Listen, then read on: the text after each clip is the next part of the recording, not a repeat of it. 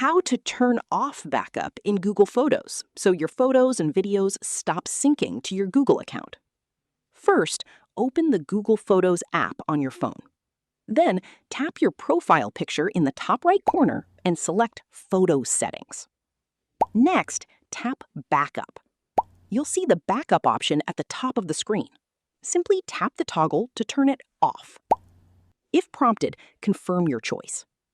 Once backup is disabled, any new photos and videos you take will no longer be automatically uploaded to Google Photos. However, the items that have already been backed up will remain safely stored in your Google Photos account unless you delete them manually. All right, that's all there is to it. You have successfully turned off Google Photos backup. If this tutorial helped you, don't forget to like the video and subscribe for more simple Android tips and how-to guides. Turn on the notification bell to stay updated with our latest tutorials, settings guides, and smartphone tricks.